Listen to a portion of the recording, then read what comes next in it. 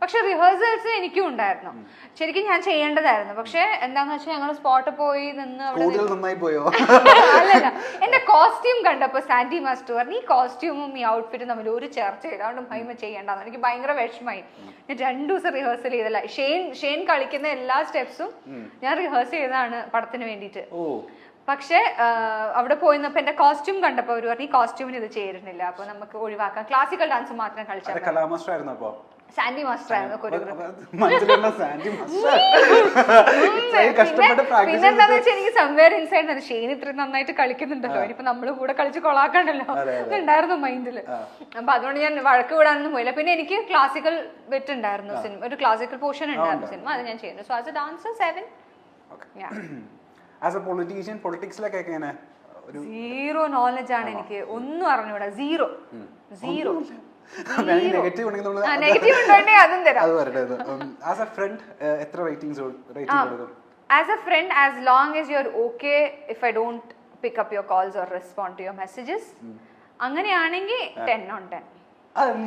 Call വിളിച്ചെടുക്കാത്ത അല്ലെങ്കിൽ മെസ്സേജിന് reply അറിഞ്ഞൂടെ, ഞാൻ പറഞ്ഞില്ല എനിക്ക് ഫോൺ അത്രയും ഇഷ്ടമല്ല എന്ന് പറഞ്ഞാൽ എന്റെ എപ്പോ നോക്കിയാലും എന്റെ കയ്യിൽ ഫോണ് കാണും. പക്ഷെ എനിക്ക് ഈ ഫോൺ എടുത്ത് ഫോണ് സംസാരിക്കാന്നുള്ളത് അത്ര ഓക്കെ ആയ ഒരു കാര്യമല്ല. എനിക്ക് നേരിട്ട് ഞാൻ സംസാരിക്കും.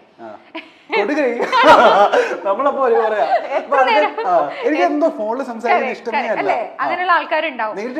നേരിട്ട് കണ്ട എത്ര നേരം വേണമെങ്കിൽ സംസാരിക്കാം. പക്ഷെ അച്ഛനെന്തെങ്കിലും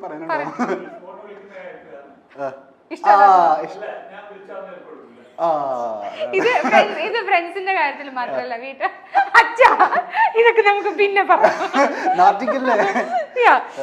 അപ്പൊ ഫോൺ ഒരു പ്രശ്നമാണ്. അപ്പം ഞാൻ അങ്ങനെ ഫ്രീക്വന്റ്ലി ആരുമായും കോൺടാക്റ്റിൽ വെക്കുന്ന ആളല്ല. ചിലപ്പോൾ മെസ്സേജസ് ഒക്കെ അയച്ചാൽ ഞാൻ ചിലപ്പോൾ സമയത്തിന് റിപ്ലൈ ചെയ്യണമെന്നില്ല. അതേപോലെ ഞാൻ വിളിച്ചിട്ട് അവര് ഫോൺ എടുത്തില്ലെങ്കിലും I am okay with it. അതിലെനിക്ക് ഹേർട്ട് ആവോ ഫീൽ ആവോ ദേഷ്യം വരുമൊന്നുമില്ല. കാരണം ഞാൻ അങ്ങനെയാണല്ലോ. ഞാൻ മെസ്സേജ് അയച്ചു അമ്മയ്ക്കൊക്കെ ചില സമയത്ത് അമ്മ പറയും ഇന്നലെ നീ വിളിച്ചിട്ട് അവൾ എടുത്തില്ലല്ലോ ഫോൺ, നീ വിളിച്ചിട്ട് അവൻ ഫോൺ എടുത്തില്ലോ എന്ന് പറയുമ്പോൾ ഞാൻ എടുത്തു പറയും അവൻ വിളിച്ചാലും അവൾ വിളിച്ചാലും ഞാനും ഫോൺ എടുക്കാറില്ലല്ലോ. So it's okay. ആ കണ്ടീഷൻ നിങ്ങൾക്ക് ഓക്കെ ആണെങ്കിൽ ഞാൻ ചിലപ്പോൾ വിളിച്ചാൽ ഫോൺ എടുത്തു എന്ന് വരില്ല, ചിലപ്പോൾ ഞാൻ മെസ്സേജിന് റിപ്ലൈ ചെയ്തു എന്ന് വരില്ല. അപ്പൊ അത് നിങ്ങൾക്ക് ഓക്കെ ആണെങ്കിൽ ബാക്കി എല്ലാ കാര്യത്തിലും very good. As an interviewer or an anchor എത്രമാത്രം ശോഭിക്കും? How do you rate yourself? I think കുറച്ചൊരു മിനുക്ക് പണിയൊക്കെ ആവശ്യമുണ്ടെന്ന് എനിക്ക് തോന്നുന്നു. പക്ഷേ ഭയങ്കര ജെന്യൂൻ ആയിട്ട് ഉത്തരം പറയാം. ഞാൻ എന്നെ തന്നെ പറയാം. കാരണം എനിക്ക് സംസാരിക്കാൻ അത്യാവശ്യം അറിയാം.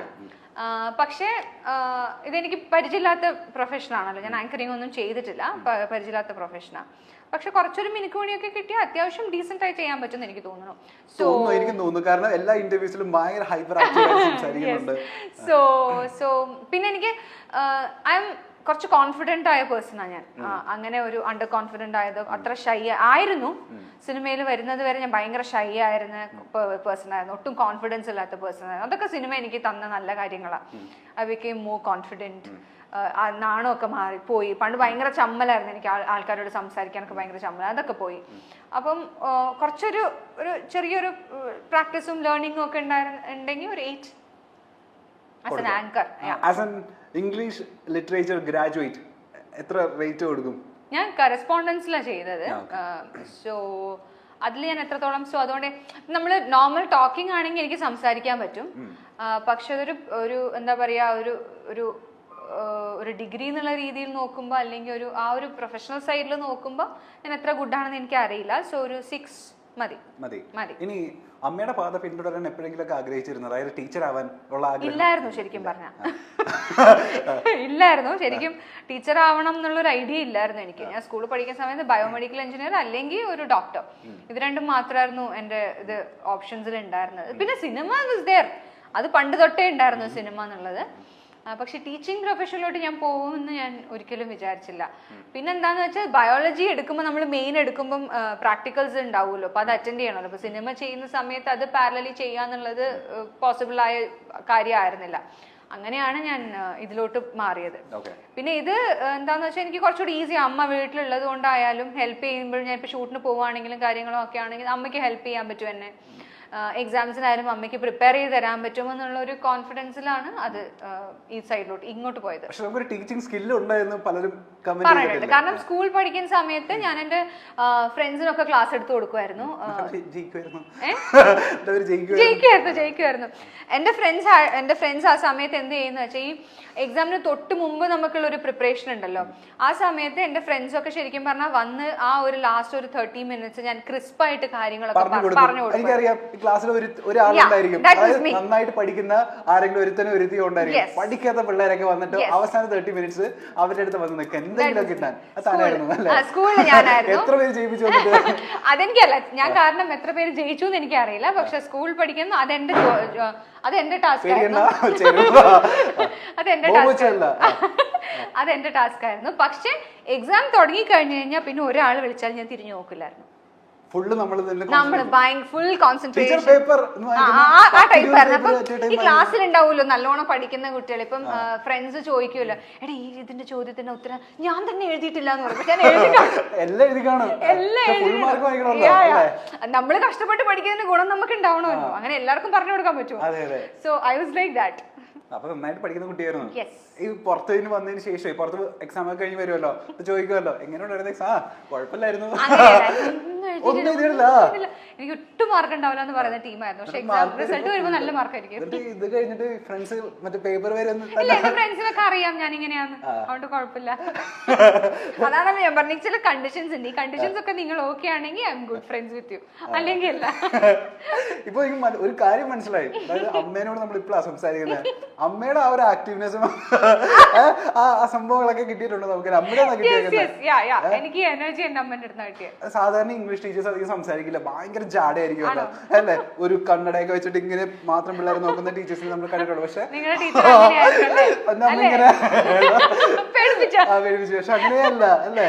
അമ്മ ഇസ് വെരി ആക്റ്റീവ്. എനിക്ക് തോന്നി എനർജിയും ഇങ്ങനെ സംസാരിക്കാനുള്ള ഇതും അമ്മയുടെ അടുത്തായിരിക്കും കിട്ടിയത്. ഞാൻ പറയാം, ഞാൻ സ്കൂളിൽ പഠിക്കുന്ന സമയത്ത് ഞാൻ ഭയങ്കര മെലിഞ്ഞ എല്ലും തോലും പോലെയായിരുന്നു.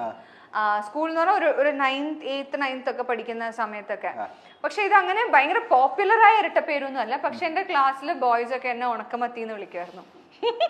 ബോഡി ഷേപ്പിംഗ് ആണോ അപ്പൊ അറിയില്ലായിരുന്നു, എന്നെ ഉണക്കമത്തി എന്ന് വിളിക്കാറുണ്ടായിരുന്നു.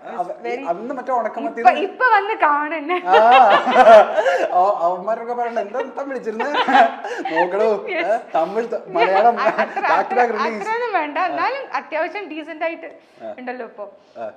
So they used to call me ഉണക്കമത്തി. എന്താ ഇപ്പൊ പച്ചമത്തി ആയി, അത്ര വ്യത്യാസമുള്ളൂ.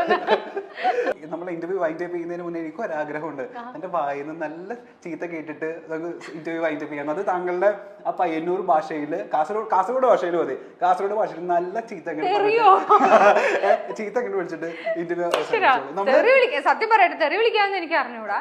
തെറി വിളിക്കണ്ട, ചീത്ത വിളിച്ചാൽ മതി. എല്ലാ ഇന്റർവ്യൂസിലും കാസർഗോഡ് ഭാഷയിൽ സംസാരിക്കാൻ നമ്മൾ കേട്ടിട്ടുണ്ട്. കാസർഗോഡ് ഭാഷയിൽ സംസാരിക്കണ്ട, ചീത്ത വിളിച്ചാൽ മതി. ചീത്ത വിളിക്കുന്നത് നമ്മൾ ഇതുവരെ കണ്ടിട്ടില്ല. ഞാൻ എങ്ങനെയാ കളിക്കുന്നത്?